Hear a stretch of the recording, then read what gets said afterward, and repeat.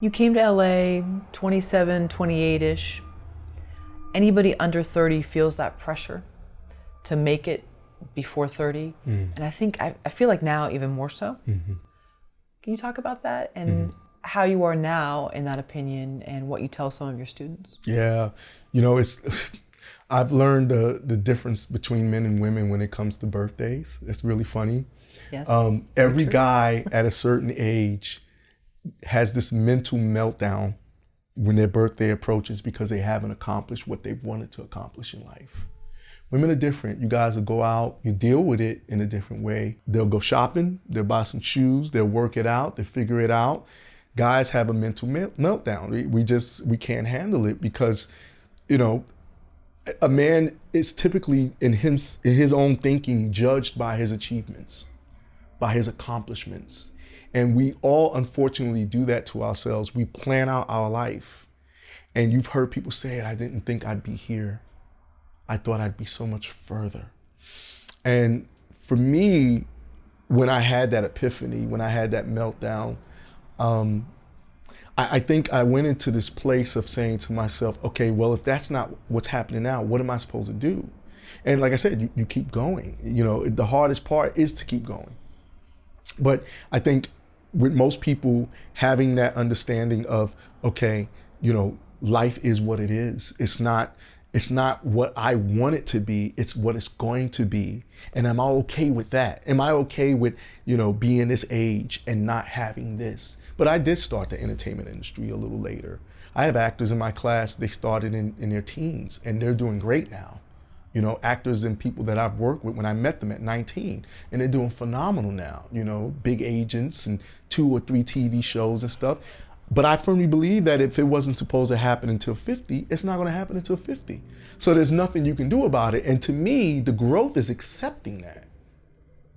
Really, really, really accepting that. And that's what my epiphany was like, okay, it's not supposed to happen this way. Are you okay with that? And moving from there. And I think once people do that, that's the true level of faith, of knowing that this is what you're supposed to be doing. There is no falsehood in it. It's just a thing of a matter of time. Okay, what if you're okay with it and you've worked on yourself enough where you're okay, but you're getting all these little voices from here and there and it's your 30th birthday. I mean, I'm past 30, but I remember that pressure. And for me, 30 was actually wonderfully freeing. I was in a rare situation where I was getting out of a bad situation, so I felt good. But I know a lot of people feel this weird pressure. Can you talk about this pressure from outside yourself? What if you worked on yourself, but outside? I never really had that pressure. Once, and if there was going to be, it was going to be from my mom, because my mom is one of my driving forces.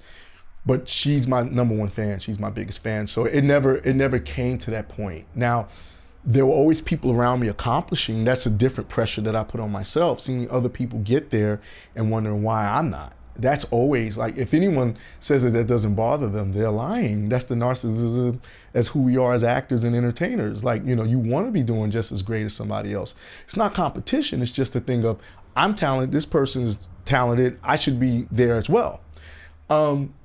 Life isn't fair and it ain't a circus either. I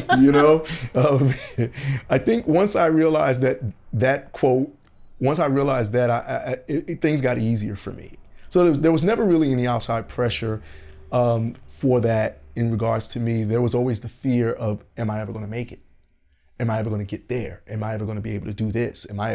That's always a fear, because you're battling life, you're battling time. Time is the most precious gift that's given to you, and you're hoping that, man, by the time I'm this age, I want to be able to do this, and But listen, if you're not doing what you love, get out and find out what that is. And if you are doing what you love, but you're hearing, or even no one's saying it to you, but you just turn on Twitter and the top 30 of 30, 25 under 25. So then the media is telling you that you're not okay. Yeah, but times are different. I mean, back then when I was just acting, it was a different time than it is now. I mean, there's people in their 60s and 70s becoming stars overnight, sensations and stuff. Listen, I tell my actors all the time, like, if your family or people are not on your crew, then why should they be there when you finally get blessed? Because it's going to happen. And I do tell people the only reason why it won't happen is if you quit. It won't happen. There's a definitive thing that happens if you quit. You don't make it. That's just it's night and day. It's black and white. You quit, you don't make it. You stay in the game, it's a numbers game. You will get there. Now, the level of what you get to is primarily on your understanding of the business and how much you want to give over of who you are, your commitment. But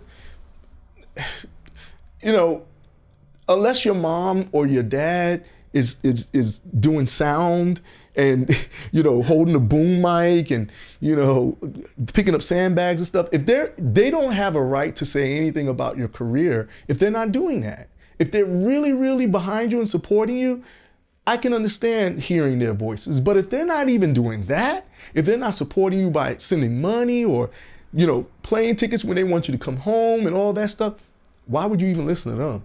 Honestly.